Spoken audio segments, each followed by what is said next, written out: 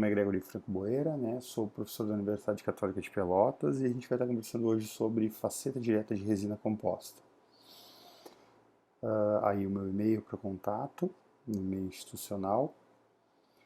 E o conceito de uma faceta seria uma pequena superfície plana de um objeto qualquer, facetas de um diamante, um lado, um aspecto, um ângulo apresentado por alguma coisa. Quando a gente vai levar isso para a odontologia, são materiais estéticos colados na parte frontal dos dentes para corrigir imperfeições estéticas de cor e de forma. Esse conceito foi definido por Baratelli lá em 2009. Na odontologia, quando a gente tem então uma lâmina colada na frente ou um material, uma resina colada na frente de um dente, isso é chamado de faceta. Quando eu tenho toda a volta do dente recoberta, deve ser então a nomenclatura, ela troca o nome para coroa de recobrimento total.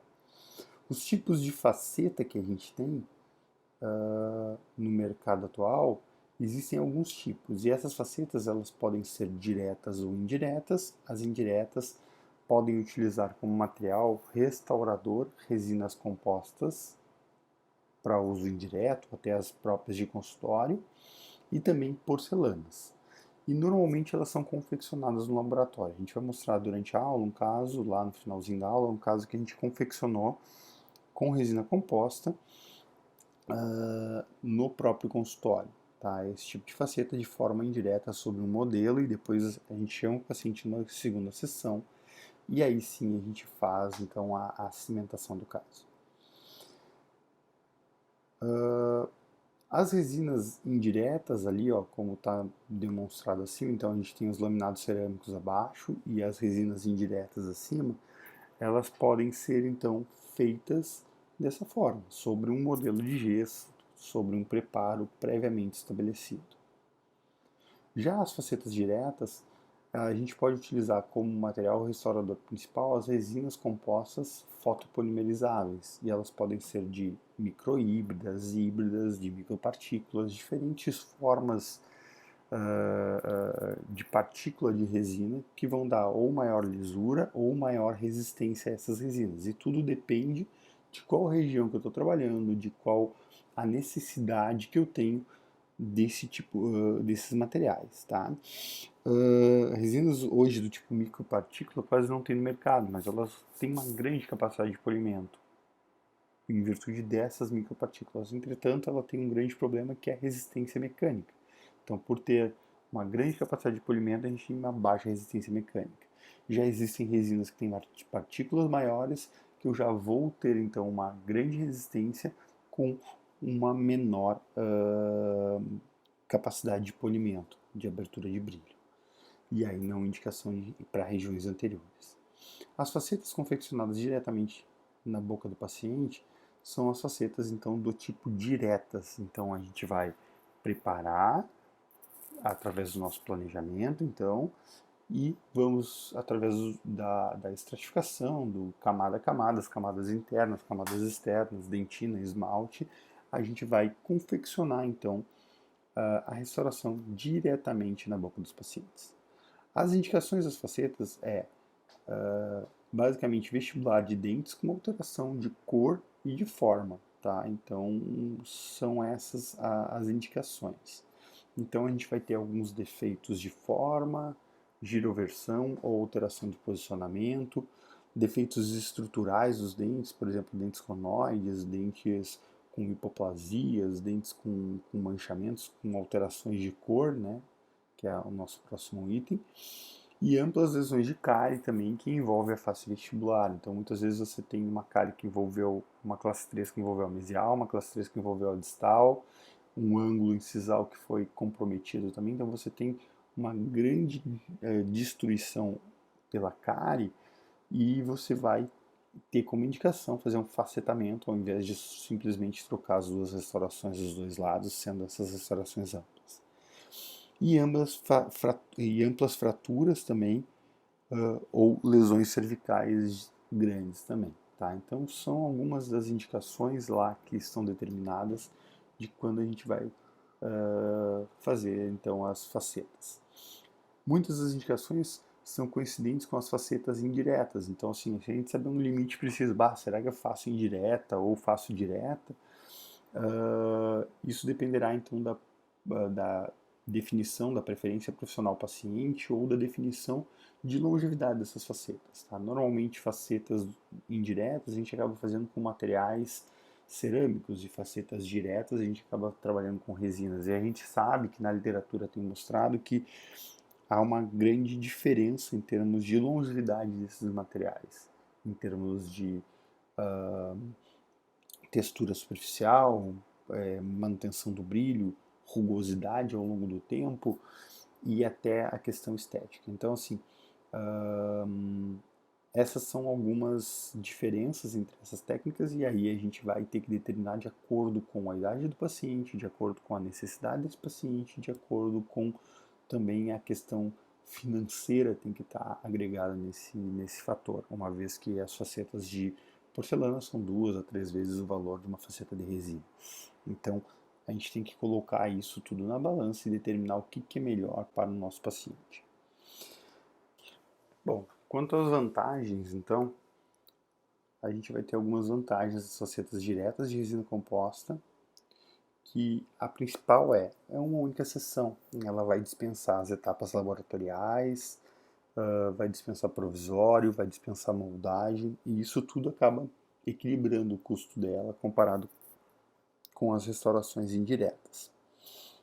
Além de ser uma única sessão, não quer dizer que seja uma sessão para você executar toda a técnica. Normalmente a gente vai precisar de sessões prévias para estabelecer o planejamento, para estabelecer talvez uma moldagem, para fazer um enceramento, talvez muitas vezes é muito bem-vindo que antes de se executar uma modificação de forma na região anterior, a gente proponha um clareamento, trabalhando com cores mais claras a gente consegue melhorar a qualidade final do trabalho e também a homogeneização desse trabalho. Então, a única exceção seria você sentar e realmente fazer as facetas em um único dia.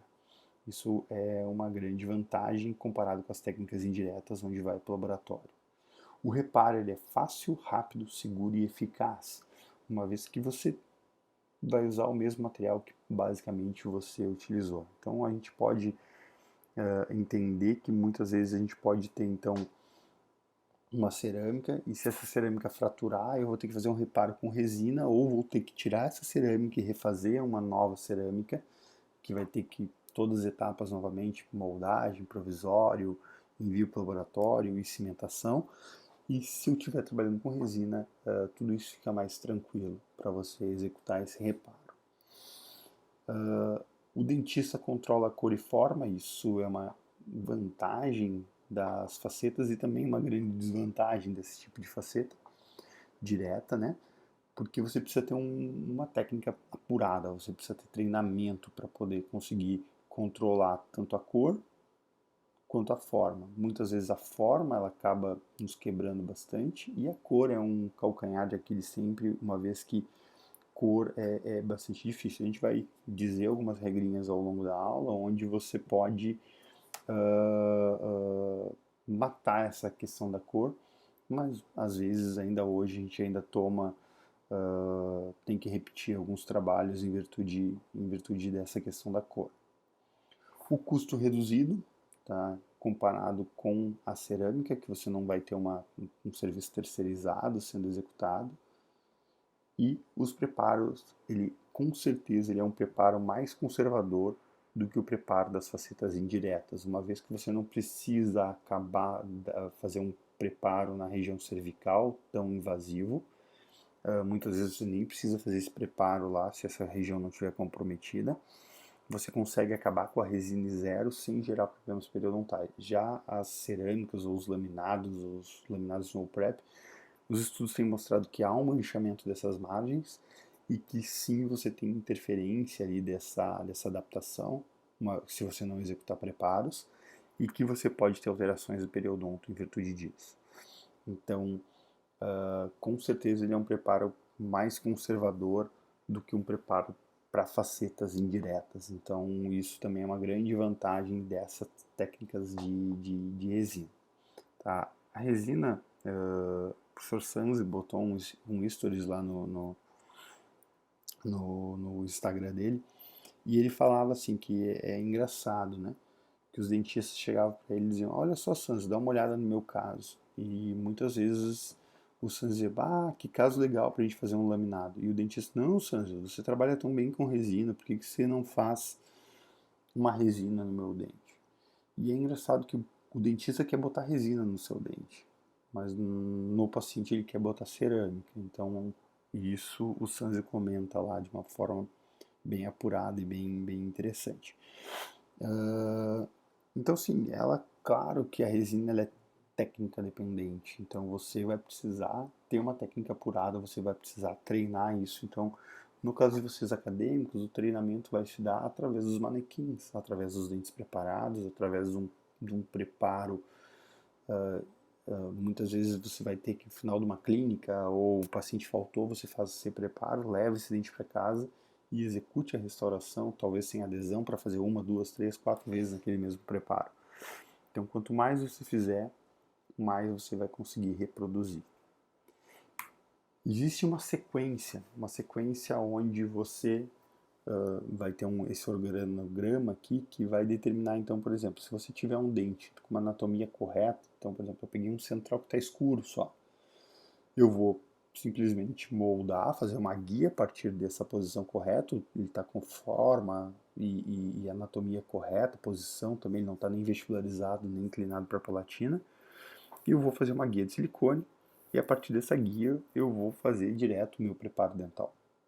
Mas se eu tiver, e a maioria das vezes a gente tem alteração de posição ou anatomia incorreta desses dentes, a gente sim precisa fazer um planejamento prévio, um planejamento onde eu vou necessitar inserar esse caso, eu vou necessitar fazer uma guia de silicone para que essa guia eu consiga então levar para a boca. A gente vai conversar um pouquinho sobre guias, tem um vídeo específico que a gente já deixou lá no YouTube lá sobre a confecção dessas guias, tanto para preparo quanto para poder fazer a estratificação também, a guia palatina, né?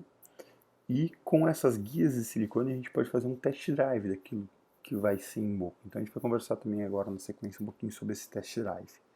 Essas guias elas podem ser utilizadas inclusive para a gente medir as espessuras do preparo, para a gente ver se a gente está sendo invasivo ou pouco invasivo, que eu não vou ter uma espessura correta para minha laminado ou para minha restauração. Normalmente a gente vai ter um protocolo fotográfico que está em direita ali, então que o técnico ou o cirurgião dentista faz.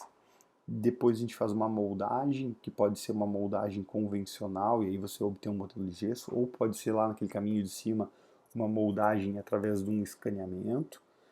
Com esse modelo de gesso você vai inserar ele, então, fazer um enceramento diagnóstico das alterações de forma, de posição, ou com enceramento virtual você vai fazer, então, um planejamento digital 3D e imprimir esses modelos. E a partir desse modelo impresso, você vai então levar essas informações desse seu planejamento, seja analógico ou digital, não interessa o fluxo, através de um mockup para a boca, através de vários tipos de materiais. Você pode levar esse seu planejamento para a boca antes mesmo de você colocar então uma broca, antes mesmo de você iniciar o desgaste, o corte do tecido dental.